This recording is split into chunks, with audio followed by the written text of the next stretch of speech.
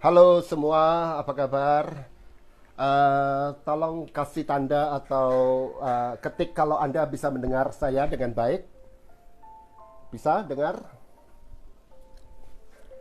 Halo. Oke, ya sehat semua. Terima kasih Daniel. Bisa dengar ya? Malam ini hujan di Lebak Bulus ini. Eh, Besok selama 3 hari, 21, 22, 23, GKI Pondok Indah membuat rapid test gratis dengan cara drive-thru yang akan mentes sekitar 1.500-1.600 orang yang sudah mendaftar melalui aplikasi Home Care 24. Kalau Anda mau bisa mulai atau mencoba untuk daftar juga 21 sampai 23. Oke, malam ini seperti yang saya janjikan, saya akan bicara soal apa yang akan kita rayakan besok, yaitu kenaikan Yesus ke surga, Ascension. Dan ketika saya merancang ini beberapa hari yang lalu, saya belum tahu bahwa ternyata hari Senin yang lalu, kolega saya dan rekan partner in crime saya, Nindyo Sasongko, ternyata juga mengadakan IG Live dengan Jimmy Setiawan, dan teman-teman bisa mendengar ulasan beliau yang sangat excellent di account Wow Ministry, WOW Ministry. Di sana dia jelaskan dengan sangat baik tentang apa sih sebenarnya teologi kenaikan atau theology of ascension dari Yesus begitu. Nah, maka ketika saya merancang ini saya tidak tahu bahwa dia juga uh, punya penjelasan itu, maka biarlah sebagai yang muncul kemudian saya memberikan catatan kaki saja terhadap apa yang dia berikan. Jadi tolong Anda membandingkan dengan apa yang saya katakan dengan yang dijelaskan oleh Nindyo, dan semoga bisa makin memperkaya teman-teman semua begitu ya. Saya nggak tahu apakah di IG saya nggak pernah berhasil, tapi tolong Anda lihat apakah di bawah ada tanda tanya. Itu mungkin kalau ada Anda bisa memberikan pertanyaan di sana, dan beberapa teman sudah mulai bertanya beberapa waktu yang lalu. Baik, nah kenaikan atau ascension itu sebuah peristiwa Kristus, Christ event yang menurut saya paling kurang diberi tempat di dalam liturgi Kristen ya. Padahal kenaikan Yesus ke surga itu yang membuat seluruh peristiwa Kristus itu menjadi paripurna, menjadi utuh, menjadi penuh ya. Nah, kata penuh ini menjadi kata kunci karena memang salah satu inti dari teologi kenaikan Yesus sebenarnya adalah teologi kepenuhan, yang dalam bahasa Yunani disebut sebagai pleroma. Ini bahasa atau konsep yang dipinjam sebenarnya dari Platonisme, tetapi yang kemudian diadopsi ke dalam kekristenan dan dikenakan pada Kristus yang memenuhi segala sesuatu. Kristus yang paripurna, Kristus yang universal begitu. Nah, dalam teologi Kristen kemudian ada dialektika, ada kontras antara kepenuhan Kristus dengan pengosongan Kristus, antara pleroma dengan kenosis. Nah, yang kedua ini mungkin lebih akrab buat teman-teman. Kristus yang mengosongkan diri menjadi hamba, sebagaimana yang bisa kita baca dalam Filipi 2 ayat 5 sampai dengan yang ke-8. Hendaklah engkau dalam hidupmu bersama menaruh pikiran dan perasaan yang terdapat juga dalam Yesus Kristus, yang walaupun dalam rupa Allah tidak menganggap kesetaraannya dengan Allah itu sebagai milik yang harus dipertahankan, melainkan telah mengosongkan diri, dan seterusnya. Nah, jadi ada dua gerakan di dalam kidung kenosis itu, Filipi 2, yaitu dia yang mengosongkan diri, namun kemudian dia yang menjadi penuh. Jadi dari atas ke bawah, dari bawah ke atas. Nah, ini menjadi sebuah gramatika, struktur, arsitektur teologi Kristen. dari atas ke bawah. Ini disebut sebagai gerakan katabasis, turun, dan kemudian pemenuhan, anabasis, ya, ascending, satu descending, satu ascending. Nah, secara dramatis gerakan ini dituturkan bukan hanya dalam Filipi 2, tetapi juga misalnya dalam surat Paulus yang lain di Efesus. Di banyak tempat, misalnya kalau kita lihat Efesus 4 ayat yang ke-10, Paulus mempersaksikan begini, dia Kristus yang telah turun, ia juga yang telah naik jauh lebih tinggi daripada semua langit untuk memenuhkan segala sesuatu, gitu ya. Dalam bahasa Yunani-nya coba saya lihat, ho katabas, autos estin kai ho anabas. Hyperano panton ton uranon hina plerose tapanta. Kata bas, dia yang turun, dia juga yang naik. Kata basis, anabasis. Ya. Nah, jadi yang menarik adalah bahwa di dalam Efesus pasal 4 ayat yang ke-10 ini, ayat ini menjadi sangat universal, sangat kosmik. Ya.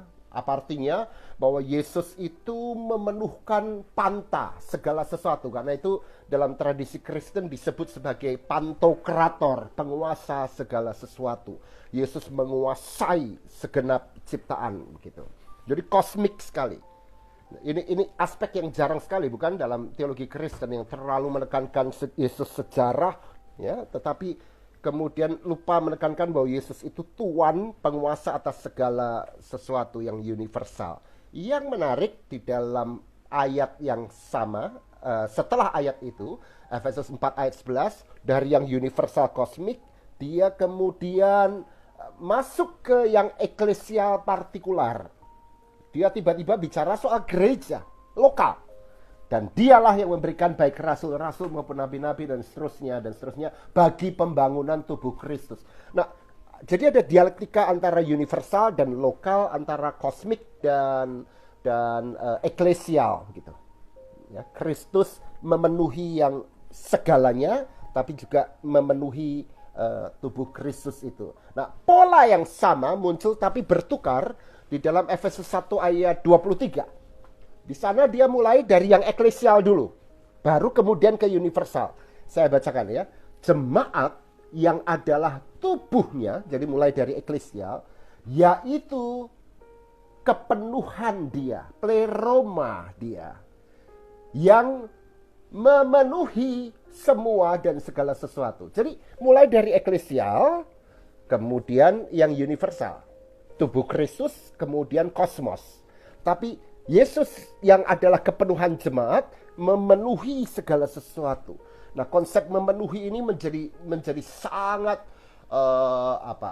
menjadi sangat dramatis dan menjadi sangat spiritual, sebab dengan demikian maka Kristus yang naik itu mengepung, merangkul segala sesuatu itu ke dalam cinta kasihnya, gitu. Ya. Nah, kenapa kosmik? Karena kata panta ini, konsep panta, jangan salah baca ya. Konsep panta dalam tulisan Paulus, khususnya dalam Efesus itu menunjuk pada semua ciptaan. Jadi ini aspek universalitas dari iman Kristen. Dia Kristus menjadi pantokrator, penguasa segala sesuatu, gitu ya. Nah, ini jadi dengan kata lain ini menjadi arsitektur dari kristologi, tetapi juga arsitektur dari Trinitas. Trinitas juga memiliki sebuah konsep katabasis dan anabasis, descending dan ascending.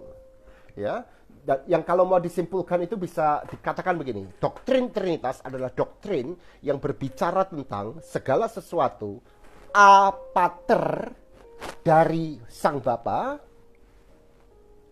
kembali kepada Bapa, ad patrem, apater ad patrem, ya, dari Bapa apatre dan ad patrem. Tapi itu semua terjadi per filium in spiritu, melalui Sang Anak di dalam kuasa Roh Kudus. Dan itu gramatika Trinitas itu begitu. Kalau Anda mau belajar Trinitas, ya cuman begitu itu. Apatre, ad patrem, per filium, in spiritu, pro nobis, bagi kita, bagi manusia, bagi ciptaan. Jadi ada sebuah struktur tulang punggung teologi Kristen, semua dari Bapa melalui Anak dalam kuasa Roh Kudus bagi kita. Kembalilah kepada Bapa ad patrem, tetap melalui Anak di dalam kuasa Roh Kudus. Dan itulah inti saripati dari iman Trinitarian itu, gitu ya. Nah, itu semua terjadi selalu dalam dua pribadi ilahi itu, Anak dan Roh Kudus. Per filium, melalui Anak, dan di dalam kuasa Roh Kudus, in spiritu, yang oleh Santo Irenaeus dari Lyons disebut sebagai dua tangan Allah yang bekerja, merengkuh, menciptakan, menyelamatkan, memelihara, dan mengutuhkan, menguduskan, semuanya dipersembahkan kembali kepada Bapa. Jadi kedua tangan ini nggak pernah terpisah, dan itu sebenarnya alasan kenapa dalam iman Kristen manusia yang diciptakan dalam imago Christi, imago Dei, adalah manusia yang monistik. Tubuh dan jiwa itu tidak pernah terpisahkan, karena sebagaimana Kristus menubuh, ya, Sang Firman menjadi manusia, dan roh itu spiritual, tidak pernah terpisahkan. Manusia yang diciptakan juga tidak pernah terpisah. Ya. Nah, ini menjadi prinsip hermeneutik kenaikan Kristus, the hermeneutics of ascension. Nah, maka saya ingin sharingkan bagaimana konsep ini kemudian bisa membuat kita punya pendalaman yang sangat signifikan terhadap teologi kenaikan. Kita harus tahu bahwa selain doktrin kenaikan, katakanlah dalam tulisan Paulus, kisah kenaikan itu paling jelas muncul di dalam Injil Lukas atau tulisan Lukas.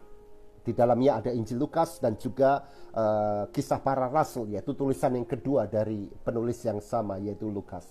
Nah, kisah kenaikan ini kira-kira menjadi jahitan yang menggabungkan antara Lukas dengan Kisah Para Rasul. Lukas pasal 24 diakhiri dengan kenaikan, Kisah 1 diawali dengan kenaikan, dan itu semacam mempertautkan dua tulisan dari penulis yang sama itu, ya. Dan ini penting sekali karena misalnya teman saya Amos Young, dia mengatakan bahwa dua kitab ini, Lukas, Injil Lukas dan Kisah Para Rasul, ini adalah kitab-kitab hospitalitas. Di dalam Injil Lukas, Allah menjadi tuan rumah atau nyonya rumah yang menyambut semuanya masuk ke dalam dirinya melalui Kristus. Oke, tetapi di dalam Kisah Para Rasul, Allah kemudian tiba-tiba menjadi tamu yang disambut oleh bangsa-bangsa yang lain, mengunjungi bangsa-bangsa dalam karya misi dari para rasul dan orang-orang percaya. Dan lokalitas-lokalitas itu menjadi tuan rumah yang menyambut Allah. Jadi Kristus ini menyambut semuanya, dan dengan itu Allah menjadi tuan rumah. Tapi kemudian Allah di dalam Roh Kudus mengunjungi lokalitas-lokalitas itu sebagai tamu bagi tuan-tuan rumah atau nyonya rumah, yaitu bangsa-bangsa yang kemudian diperkenalkan kepada mereka Injil Yesus Kristus itu. Nah, masalahnya adalah bahwa seringkali kita membaca gramatika Trinitas ini secara keliru, yaitu secara linier, dan di-assign ada masanya Bapa, masanya Anak, masanya Roh Kudus, kan gitu ya. Padahal ini modalisme, ini sebuah paham yang sama sekali keliru. Kita seringkali memahami dalam kerangka yang tiap-tiap zaman ada tugas pribadinya masing-masing. Misalnya ada zamannya Bapa, zaman PL. Ada zamannya Anak, yaitu sang Anak menjadi manusia, inkarnasi, lalu mati, bangkit, dan naik. Begitu naik, disambung dengan Roh Kudus. Roh Kudus turun, dan Kristus naik. Ya, jadi ada fase atau periode masing-masing. Dan Kristus yang naik ini kemudian dipahami bahwa secara populer tentu dan keliru bahwa kelak Kristus itu akan turun lagi, dan angka ini kemudian dinumerikan menjadi kedatangan Yesus yang sekali naik, lalu kedatangan Yesus yang kedua, second coming. Padahal di dalam Alkitab Anda akan menjumpai bahwa tidak satu kali pun ada konsep second coming. Tidak pernah Alkitab bicara bahwa Yesus itu datang sekali, naik, lalu kedua kali. Seolah-olah itu hitungan. Ya. Tetapi Kristus dalam Alkitab adalah dia yang kembali, dan kembali dalam bahasa aslinya selalu present tense. Dia yang ever coming, yang selalu datang. Dia yang selalu hadir. Dan itu sebabnya identitas Kristus adalah Immanuel. Dengan kata lain, tidak pernah ada titik waktu di mana tidak ada Immanuel, Allah beserta kita. Tidak ada periode sesingkat apapun menjadi periode yatim piatu, di mana itu menjadi periode yang Immanuel-less, tanpa hadirnya Immanuel. Kristus selalu hadir. How? Bagaimana? Sementara Kristus naik ke surga, bagaimana dia hadir? Melalui Roh Kudus. Nah, konsep Trinitas memungkinkan bahwa spiritual presence of the incarnate Son itu real di dalam Roh Kudus, begitu. Ya, dalam teologi Lukas dan Kisah, Yesus yang naik ke surga. Nah, ini yang paling penting, yang menjadi inti core dari teologi saya.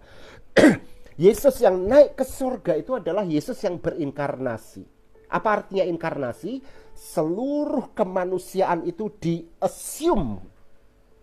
Yesus, Kristus sang anak yang ilahi sepenuhnya itu mengambil kemanusiaan sepenuhnya menjadi hakikat dirinya. Dan karena itu iman Kristen percaya bahwa Yesus Kristus, sang firman itu, pribadi kedua Allah Tritunggal itu, Allah sepenuhnya dan manusia sepenuhnya. Dengan kata lain, kemanusiaan itu di-assume, direngkuh menjadi bagian dari pribadi sang anak itu. Ya. Nah, konsili Chalcedon kemudian memberikan sebuah pagar. Konsili Chalcedon kemudian memberikan sebuah pagar untuk menjelaskan bagaimana nih kemudian hubungan antara keilahian dan kemanusiaan Yesus Kristus. Ya. Pada tahun 451, Chalcedon mengatakan bahwa keilahian dan kemanusiaan Yesus itu sifatnya apa? Tidak pernah bisa terbagi dan terpisah. Jadi tidak ada saat di mana keilahiannya lepas. Ya, seperti yang banyak para pendeta katakan bahwa ketika Yesus mati karena tidak rela Allah mati, kemudian sang Allahnya itu keluar, hanya manusianya yang mati. Oh, itu anti Chalcedon. Itu anti iman Kristen yang ortodoks. Tetapi ya, bukan cuma dua pagar, ada dua pagar yang lain, yaitu keilahian dan kemanusiaan Yesus itu bukan hanya terpisah, tidak terpisah dan tidak terbagi, tapi juga tidak bercampur dan berubah. A plus B menjadi C, tidak. Dengan kata lain tetap dipertahankan perbedaan ilahi dan manusiawi, tapi menyatu. Oke? Nah, apa artinya? Artinya Kristus yang berinkarnasi dan kemudian mengalami peristiwa Kristus itu adalah Kristus yang sekaligus Allah sepenuhnya dan manusia sepenuhnya. Sampai kapanpun. Yang bangkit, yang mati adalah pribadi ilahi manusiawi.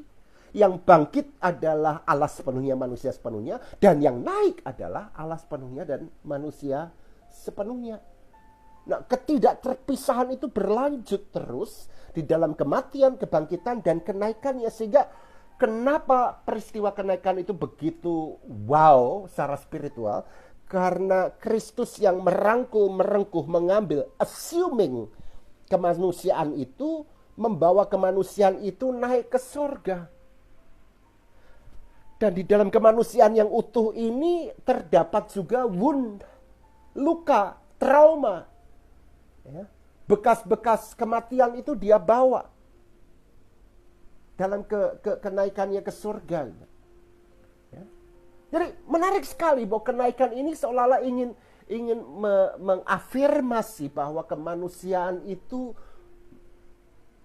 bernilai buat Allah. Humanity matters. Ya, Allah sungguh menghargai kemanusiaan itu, bukan kemanusiaan yang perfect dalam arti tanpa luka, justru wounded body dari Kristus itu naik ke surga. Ya. Nah, apa yang menarik di dalam peristiwa kenaikan itu dikaitkan dengan keyakinan kita bahwa tidak pernah ada waktu atau periode di mana tanpa Kristus, padahal Kristus naik ke surga, Kristus hadir dalam Roh Kudus. Artinya apa? Artinya kenaikan adalah sebuah komitmen ilahi untuk meninggalkan partikularitas. Apa partikularitas? Kristus yang merengkuh kemanusiaan itu tidak bisa tidak, ya, dia berada pada ruang dan waktu tertentu. Dia berada pada Palestina abad yang pertama. Maka dengan kenaikan ke surga, sang anak itu memutuskan untuk meninggalkan partikularitasnya pada satu titik sejarah dan titik lokasi geografis. Dia tinggalkan, bukan untuk mengabaikan dunia, tapi untuk apa? Di dalam Pentakosta, dalam Roh Kudus, untuk kemudian Kristus yang sama itu hadir di semua tempat, di semua waktu. Saya ulangi. Jadi kenaikan itu adalah keputusan ilahi untuk meninggalkan titik waktu dan lokasi tertentu, untuk kemudian pada saat bersamaan dalam Roh Kudus dia hadir di segala ruang dan waktu, begitu. Jadi menarik sekali. Tanpa kenaikan, maka sampai hari ini hanya ada satu Holy Land buat orang Kristen, yaitu Yerusalem. Tapi berkat kenaikan tidak ada lagi satu tempat yang namanya Holy Land. Semua tempat adalah holy. Semua waktu adalah sakral. Itu sebabnya kemudian pada hakikatnya kekristenan tidak terlalu mengenal Holy Land sebagai sesuatu yang extraordinary, ya. Buat saya, Holy Land saya adalah Madiun, tempat lahir saya. Kenapa? Karena disitulah Kristus berinkarnasi. Berkat Roh Kudus, inkarnasi menjadi transkarnasi. Inkarnasi yang terus hadir di dalam lokalitas dan waktu yang universal. Waktu menjadi sakral. Nah, maka di sini ada paradoks, ketegangan antara hadir dan tidak hadir. Kenaikan itu menyiratkan ketidakhadiran, pada saat yang bersamaan kenaikan itu menghadirkan Kristus di semua lokasi dan waktu, dan dia menjadi maha hadir, gitu. Dengan kata lain, kenaikan memungkinkan iman Kristen berbicara secara paradoksal tentang Kristus yang omnipresence di dalam Roh Kudus sekaligus omni-absence. Allah yang sekaligus maha hadir dan maha tidak hadir. Dan karena itu Kristus tidak. Kenapa maha tidak hadir? Karena Kristus kemudian tidak bisa dimanipulasi, dikuasai, dikengkang. Karena dia adalah penguasa segala sesuatu. Ya. Jadi luar biasa sekali. Ini aspek pertama dari teologi kenaikan yang menurut saya harus kita tangkap benar. Nah, aspek yang kedua yang tidak kalah pentingnya, dan izinkan saya untuk memakai satu istilah yang digunakan oleh seorang bapak gereja abad keempat dari Kapadosia yang namanya Gregorius dari Nazianzus, Gregory Nazianzus.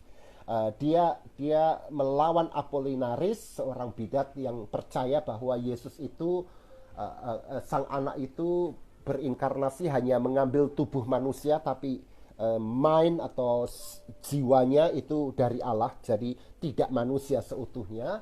Dan dia menulis dalam epistel, kalau tidak salah 101, Gregorius Nazianzus itu dalam bahasa Latinnya kira-kira dia berkata begini, quod non assumptum non redemptum est, yang artinya quote, that which has not been assumed has not been saved. Kira-kira ini, apa yang tidak direngkuh ke dalam pribadi Kristus tidak akan diselamatkan. Apa yang direngkuh itulah yang diselamatkan. Ya, kalau Apolinaris berkata bahwa yang direngkuh hanya tubuhnya, maka sebagian manusia sedunia inilah yang diselamatkan, tapi jiwanya tidak. Kalau manusia utuh itulah yang diselamatkan, maka Yesus Kristus harus menjadi manusia seutuh-utuhnya, merengkuh kemanusiaan ke dalam hakikat dirinya. Ya. Jadi itu prinsip yang berlaku menjadi aksioma lah dalam teologi. Quod non assumptus non redemptum est. Apa yang tidak di-assume tidak akan diselamatkan. Ya. Nah, ini memunculkan persoalan teologis. Karena kita lihat drama kenaikan itu dia mengassume kemanusiaan seutuhnya dan itu dipermuliakan dengan naik ke surga. Nah, ini yang di-assume ini tubuh atau kemanusiaan yang utuh atau yang cuman raga, seluruhnya. Nah, pertanyaannya adalah, itu kan tubuh Yesus. Iya, tetapi bagaimana logika keselamatan itu berlangsung? Yaitu Yesus menjadi manusia tunggal, ya, Kristus menjadi manusia tunggal, yaitu Yesus dari Nazaret, merepresentasikan seluruh manusia secara universal. Maka kita bisa melanjutkan logika itu dengan berkata begini, Yesus kan manusia, laki, Yahudi, abad pertama. Maka pertanyaannya adalah, apakah yang diselamatkan itu hanya orang-orang yang hidup abad pertama? Oh tidak, segala abad. Maka keabad pertamaan inkarnasi Yesus itu merepresentasi manusia segala tempat dan ruang, ya, dan waktu, segala zaman. Yesus menjadi orang Yahudi. Apakah itu berarti yang diselamatkan? Ya, karena prinsip tadi itu, quod non assumptum non redemptum est. Apakah itu berarti kalau Yesus menjadi Yahudi, hanya orang Yahudi yang diselamatkan? Oh ternyata tidak. Injil dan tulisan-tulisan Perjanjian Baru mengatakan bahwa keselamatan berlaku melampaui keyahudian, universal. Maka keyahudian merepresentasi semua suku bangsa. Yesus menjadi laki-laki, apakah kemudian itu berarti yang diselamatkan hanya laki-laki dan bukan gender yang atau seksualitas yang lain? Oh tidak, ya. Dan ini menjadi persoalan penting dalam teologi Kristen. Sempat kemudian dipahami oleh sebagian orang bahwa laki-lakilah yang menyelamatkan perempuan karena Kristus menjadi laki-laki. Dan ini teologi yang keliru, karena Yesus menjadi laki-laki tidak memberi hak privilege kepada laki-laki untuk selamat dan perempuan tidak. Ya. Oke, jadi walaupun yang di-assume adalah satu laki-laki, itu mewakili seluruh gender. Maka pertanyaan berikutnya adalah, Yesus menjadi manusia, menjadi satu spesies dari banyak spesies ciptaan yang lain, yaitu Homo sapiens. Apakah itu berarti hanya Homo sapiens yang diselamatkan? Menurut saya tidak. Oke, karena kemanusiaan kemudian mewakili seluruh spesies yang lain. Oke. Dan ketika Yesus Kristus, manusia laki-laki Yahudi abad pertama ini, yang lahir, mati, bangkit, dan naik ke surga ini, seluruh kemanusiaannya naik, maka bersama itu jugalah seluruh seksualitas, seluruh lokalitas, seluruh ciptaan itu ikut naik. Dan itulah dasar kenapa dalam teologi Paulus Kristus menjadi pantokrator.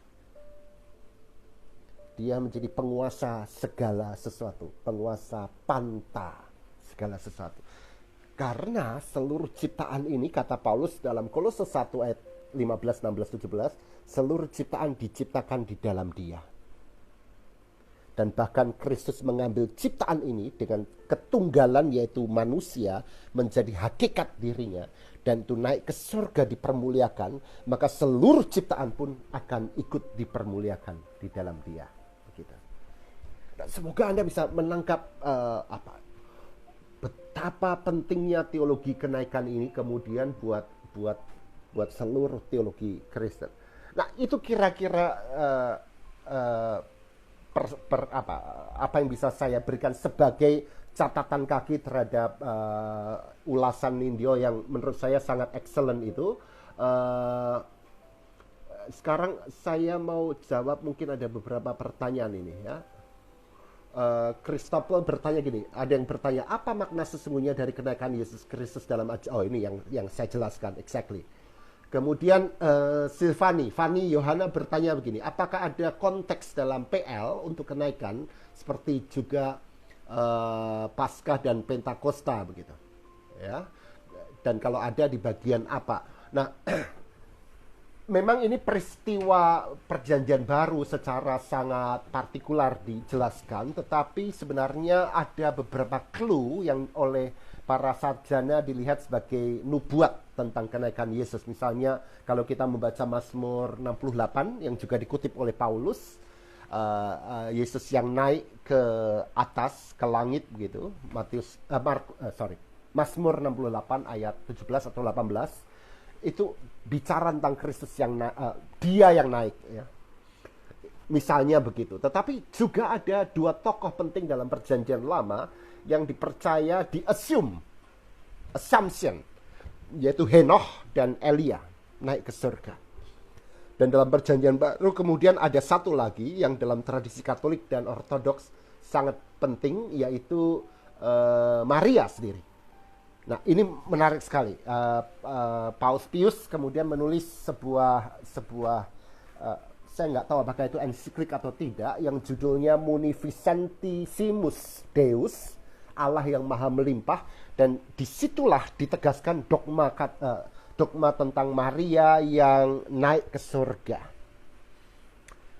Kenapa penting buat Katolik Maria naik ke surga? Karena Maria ini menjadi wadah dari Kristus. Menjadi wadah dari Kristus. Yesus menerima kemanusiaannya yang penuh dari siapa? Dari Maria. Oke. Maka kenapa Maria itu assumpta naik ke surga? Karena Kristus dengan kemanusiaannya itu naik ke surga, maka wadahnya pun perlu dipermuliakan juga. Kira-kira begitu. Oke. Tapi apa yang menarik adalah bahwa ada perbedaan antara ascension dengan assumption. Yesus ascension, naik ke surga karena dia powerful, dia memiliki kuasa karena dia adalah Allah sepenuhnya. Tapi untuk Henoch, untuk Elia dan untuk Maria yang dipakai bukanlah ascension, tetapi assumption. Di-assume, diangkat naik ke atas begitu. Ya, dan dengan demikian menjadi semacam contoh-contoh prototipe bagi assumption segenap ciptaan termasuk Anda dan saya. Begitu Fanny. Ada lagi pertanyaan dari Ishak Koro, apa yang membuat peristiwa kenaikan itu penting? Well, ya saya sudah jelaskan. Dion, kalau orang Kristen yang meninggal hidupnya banyak dosa, apakah Tuhan menyediakan tempat di surga? Well, nanti tak tanya Tuhan. Ya, prinsipnya tolong diingat bahwa this is not about you. This is not about a single human being. This is about a loving God yang mencintai seluruh umat manusia. Maka pertaruhkan pertanyaan Anda ke dalam kemaharahiman Allah itu, gitu ya. Yulio bertanya, apakah konstruksi imajinatif dua tangan Allah merangkul semesta relevan di tengah COVID? Oh, exactly. Ya, dua tangan Allah, Kristus dan Roh itu merangkul. Dengan kata lain bahwa apa yang terjadi melalui COVID-19 ini tidak pernah Allah yang melepaskan diri, tetapi Allah yang mengambil bagian dalam bela rasa manusia dan dunia begitu. Saya tidak mau masuk dalam persoalan apakah ini kehendak Tuhan, Allah mengizinkan, Allah menghukum. Itu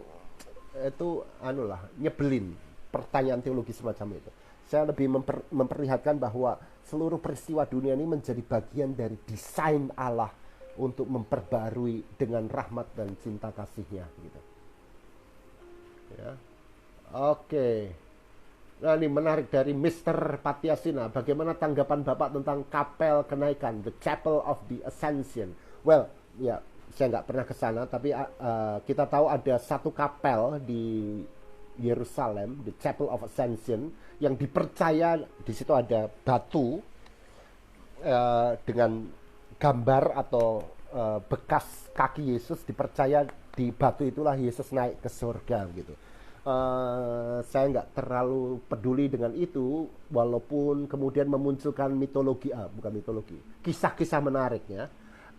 Saya tidak bisa memastikan itu benar Yesus naik ke surga di tempat itu atau tidak, tapi itu menjadi tempat sakral buat tiga agama, Yahudi, Kristen dan Islam, karena di sana kemudian diyakini ada makam, dan diyakini makam dari, tergantung, kalau Anda Yahudi, makam dari Huldat atau siapa, seorang santo, seorang kudus orang Yahudi, atau orang Kristen memahaminya sebagai makam dari Santa Pelagia.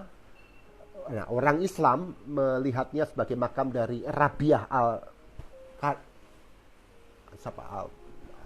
ya saya lupa begitu ya.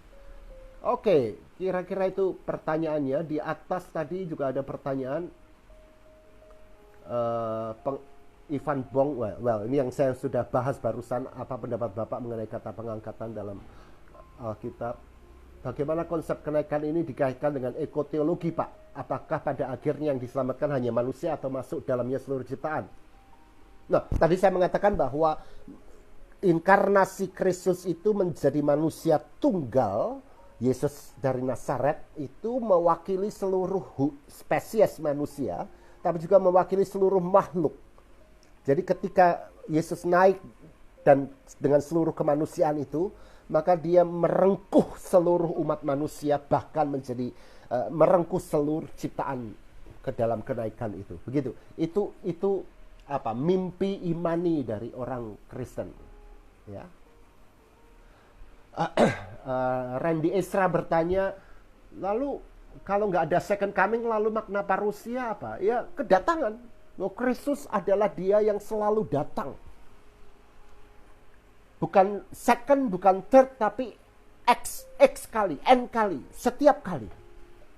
Bahwa akan ada sebuah pemenuhan yang sifatnya kulminatif, klimaks, saya percaya juga. The great divine clean up, bahwa segala sesuatu akan diperbarui pada akhirnya. Itu saya percaya. Tetapi jangan dinumerikan. Yesus datang sekali, kemudian 2 kali gitu. Karena itu akan mengganggu seluruh struktur keyakinan trinitarian kita gitu ya. Oke. Ada pertanyaan lagi. Kalau begitu, kenapa kita berdoa dalam nama Yesus dan bukan dalam nama Roh Kudus? Padahal kita yang di masa kini disertai Roh Kudus. Mohon pencerahan, Pak, kata Great Bulls. Well, sekali lagi, Karl Rahner pernah berkata bahwa hanya pribadi yang kedua yang bisa berinkarnasi, bukan 2 pribadi lain, Sang Bapa atau Roh Kudus. Inkarnasi memungkinkan kita untuk memandang Dia yang tidak terlihat menjadi berwajah, yaitu Kristus. Kristus adalah wajah Allah yang tidak kelihatan. Dia gambar Allah, kata Paulus dalam Kolose 1 ayat 15. Ya. Sementara roh itu adalah spirit, ya, yang tentu tidak bisa tidak bisa kita lihat sebagaimana kita mengalami Kristus sang image Allah itu. Itu sebabnya berdoa dalam nama Kristus itulah yang membuat kita bisa sampai kepada Bapa. Karena Dia yang berinkarnasi. Inkarnasi itu kemudian tiba-tiba, kenapa Yesus Kristus itu Allah sepenuhnya, manusia sepenuhnya? Karena ketika 2 hakikat itu berada pada satu pribadi, maka Dia mewakili, mengantarai Allah dan manusia, atau Allah dan ciptaan di dalam Kristus. Bukan sebagai yang ketiga, tetapi sekaligus yang ilahi dan yang manusiawi di dalam satu pribadi. Maka kenapa kita berdoa dalam nama Kristus? Karena Dialah sang perantara itu. Yang dalam filsafat Plato disebut sebagai metaksi, the in between, sang antara itu, ya. Nah, katanya Jose Putra, seluruh ciptaan dipermuliakan bagaimana gambaran akhir zaman di Wahyu, penghancuran dan sebagainya. Well, di mana ya? Saya punya buku yang bicara tentang tafsir Wahyu, dan di sana ada 3 kolom, dan masing-masing kolom itu isinya adalah tafsiran dari mazhab atau aliran yang berbeda-beda. Oke, gambaran akhir dalam Wahyu itu tergantung. Anda bisa tafsirkan dengan banyak model. Saya percaya bahwa Wahyu ditulis memang tentang mimpi kelak eskatologis, tetapi juga dia berakar pada realitas pada saat dia ditulis, yaitu persekusi orang-orang Kristen pada masa kekaisaran Romawi pada saat itu, begitu. Sehingga bahasa simbolis yang dipakai itu adalah bahasa orang-orang tertindas, menjadi bahasa rahasia dari umat yang tertindas untuk mengungkapkan imannya tentang situasi pada saat itu. Sehingga misalnya ada binatang yang bertanduk 7, itu menggambarkan 7 kaisar yang keji pada masa itu, gitu. Jadi tidak ingin bicara bahwa kelak pada akhir zaman akan muncul beneran seperti itu, ya. Nah, kalau begitu bagaimana dengan bahasa penghancuran?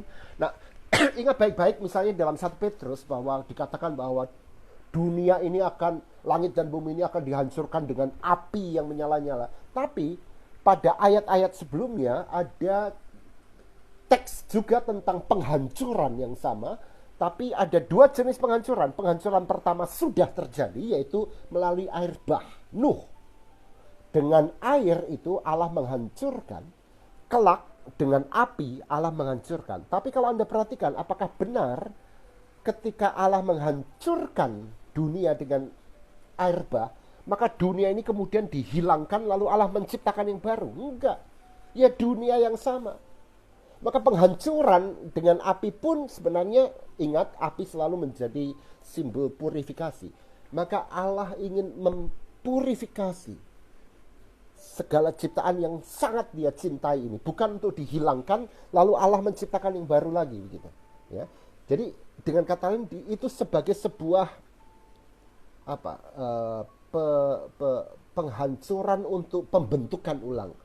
Maka ilustrasinya dari Yeremia ketika lihatlah tukang periuk itu, aku, kata Allah, seperti tukang periuk yang kalau tanah liat di tangannya itu rusak, dia hancurkan, kemudian dibangunlah lagi dengan tanah liat yang sama, bejana yang baru itu. Jadi Allah begini, teman-teman, jangan pernah teman-teman kehilangan keyakinan bahwa dunia ini sungguh dicintai Tuhan.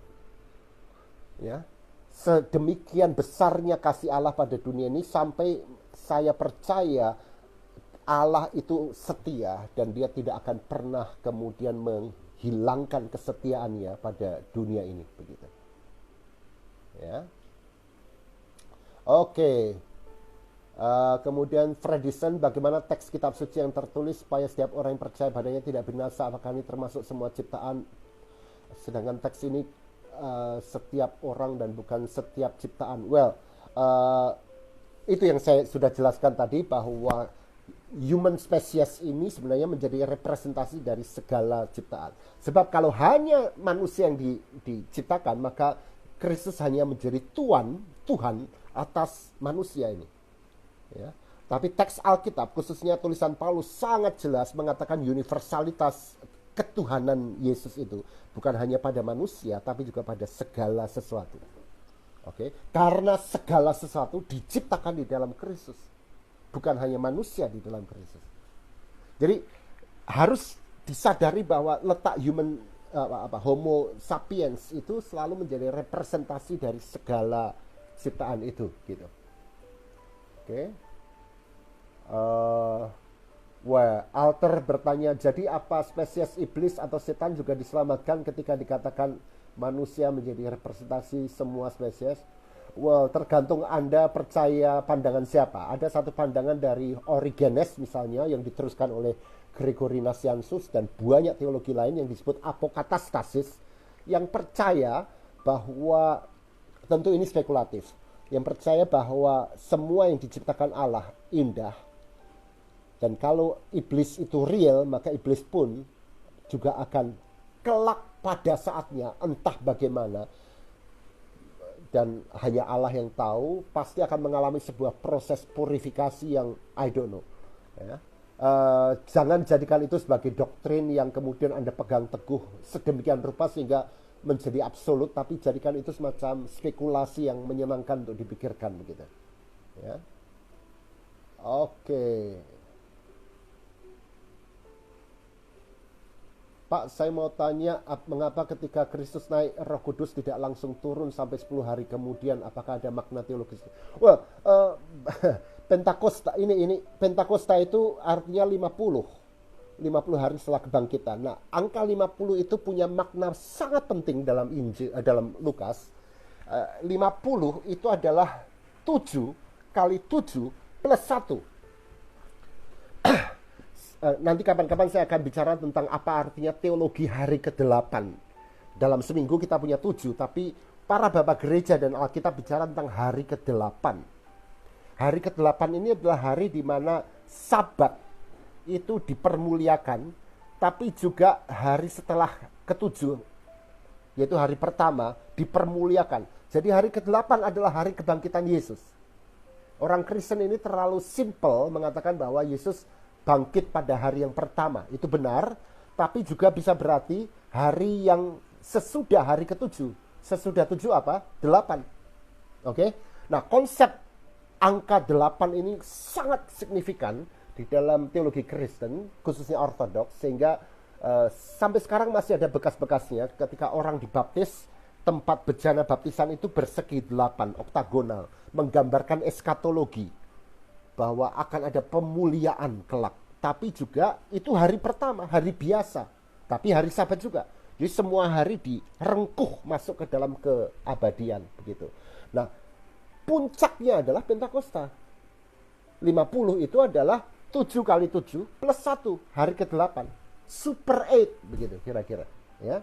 Maka harus dipertahankan nilai hari ke-8 ini.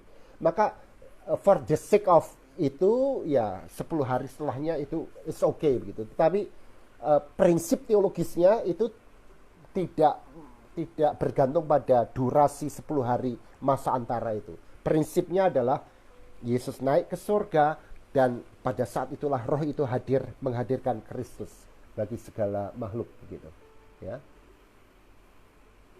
Oke, kira-kira itu. Coba saya lihat lagi ke bawah. Matthew Masgan, Om, apakah Wise juga berkata atau meyakini bahwa pandemi yang sekarang ini adalah next air bah? Well,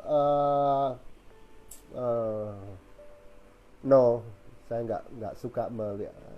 Saya nggak tahu apa argumen teologisnya, tetapi hati-hati karena dengan demikian seolah-olah yang dikatakan bahwa pandeminya adalah hukuman Allah. Ya. Hati-hati untuk mengatakan bahwa semua yang malang ini adalah hukuman Allah begitu, ya. Apa pandangan Bapak tentang tikkun olam atau repairing the world dikaitkan dengan langit dan bumi baru? Well, konsep tikkun olam itu adalah konsep Yahudi tentang mending the world atau repairing the world, memperbarui semua ciptaan. Dan saya sangat terpesona dengan konsep itu. Saya pernah membimbing satu mahasiswa yang menulis tentang tikkun olam ini. Satu kali mungkin saya ajak dia bicara soal ini. Tapi konsep tikkun olam ini ingin memberi insight kepada teologi Kristen yang terlalu antroposentris.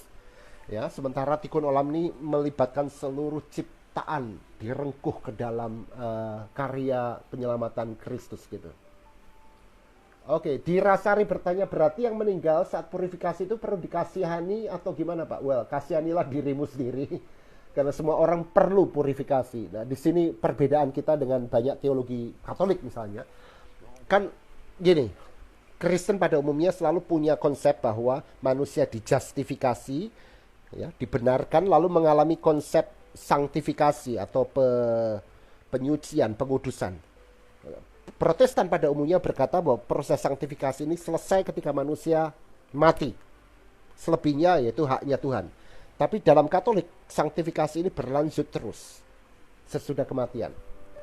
Dan itu mengalami apa yang disebut sebagai purifikasi, purgatori, ya, melalui api penyucian itu. Ya. Jadi itu bukan hukuman, tapi semacam penyiapan orang percaya untuk berjumpa dengan Allah yang kekal. Dan menurut saya logikanya baik sekali gitu ya. Walaupun itu juga sudah kita miliki, hanya kita blank, tidak tahu apa yang terjadi sesudah kematian gitu. Jadi Anda boleh nggak percaya dengan purgatori, tetapi lihatlah itu sebagai kekayaan spiritual yang mungkin bisa memperkaya spiritualitas kita gitu ya. Ronaldo pasal 1000. Masih ada waktu berapa? Sekitar 7 menit. Terkait Yohanes 14 ayat 6, sering diperdebatkan apakah kita bisa mengakui bahwa ada jalan lain di luar Kristus untuk sampai kepada surga kekal. Oh jelas tidak, akulah sang jalan. Nah, tapi pemahamannya itu begini. Yohanes 14 ayat 2 mengatakan, di rumah Bapakku banyaklah tempat tinggal. Oke? Banyaklah mone. Mone itu tempat tinggal. Ya. Kata itu tujuan kita. Nah, kata kerjanya adalah meno, berdiam. Mone itu sang Bapa sebenarnya. Jangan pahami sebagai surga. Yohanes 14 tidak pernah bicara apapun tentang surga sebagai sebuah lokasi, tapi surga sebagai persekutuan Allah Trinitas. Bapa di dalam aku dalam Bapa. Ya. Dalam bahasa aslinya kira-kira ingin dikatakan aku meno, aku berdiam di dalam Bapa. Jadi mone kita, tempat tinggal kita itu apa? Ya di dalam persekutuan itu. Nah untuk sampai kepada Bapa melalui apa? Melalui Yesus sang jalan. Nah, coba Anda ingat katekisasi kita. Selalu digambarkan seperti jurang begitu kan? Kita manusia berdosa, ini Allah, kita nggak bisa ke sini, maka ada salib Yesus. Kita berjalan melalui salib Yesus itu sampai kepada Bapa. Ini pemahaman yang menurut saya menyedihkan sekali. Kenapa? Karena salib sebagai jalan atau Yesus sebagai jalan itu seolah-olah membuat Yesus hanya instrumental. Kita hanya melewati jalan untuk sampai pada Bapa. Untuk bisa sampai pada Bapa, kita harus pada satu titik meninggalkan Yesus kepada Bapa. Dan itu yang ditanyakan oleh Andreas atau Filipus, saya lupa. Oh, Tuhan kalau gitu tunjukkanlah Bapa itu pada kami, cukup. Dan Yesus menjawab apa? Engkau sudah begitu lama bersama dengan aku dan engkau tidak paham apa yang ingin kukatakan. Engkau melihat aku sang jalan, engkau melihat Bapa sang tujuan. Sebab aku di dalam Bapa, Bapa dalam aku. Jadi tidak ada kemungkinan lain untuk berdiam di dalam persekutuan Allah Tritunggal selain melalui pribadi yang kedua ini, yaitu Kristus, sang jalan. Tapi kita nggak akan pernah sampai kepada Bapa directly. Kita hanya bisa sampai kepada Bapa hanya jika melalui sang jalan. Dan ketika kita hidup dengan sang jalan, pada saat bersamaan kita sudah mengalami Bapa itu. Sebab sang jalan dan sang tujuan itu saling mendiami. Kita melihat Yesus, kita melihat Bapa, gitu. Ya. Jadi bahaya sekali ya traktat-traktat yang menjelaskan ini mempermudah tapi juga mempermiskin teologi Kristen.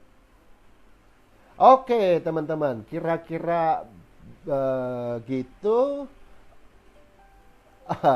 Sinaga Chandro bertanya bagaimana pendapat Bapak dengan orang yang mengatakan bahwa COVID itu adalah antikristus. Forget it. Ya. COVID ini kan bagian dari sebuah proses kompleks alamiah, sebuah proses evolusi yang memberikan banyak sekali keindahan, kemudahan, majesty dalam dunia ini. Ya terima sebagai satu paket lah. Bahwa kalau kamu mau terima yang baik-baik, ya terima juga konsekuensi dari evolusi, dari proses alamiah ini, termasuk juga itu, gitu. Sesuatu yang wajar menurut saya. Dan COVID ini, wabah pandemik ini terjadi berulang kali dalam sejarah, dan COVID ini nothing dibandingkan misalnya dengan Black Death, ya, berabad-abad yang lalu, atau Spanish flu yang memakan ratusan juta jiwa manusia, gitu. Jadi apakah corona ini kalau bukan hukuman, apakah teguran Allah? Tergantung Anda melihat Allah itu sebagai yang rahimi atau yang yang nyentilnya, hati-hati loh, lihat logikanya. Kalau ini teguran dan ada orang yang mati, apakah orang yang mati ini memang ditegur oleh Allah gitu, ya? Bahwa kita diuji melalui proses corona ini, saya percaya tanpa harus mengatakan bahwa ini ujian Allah.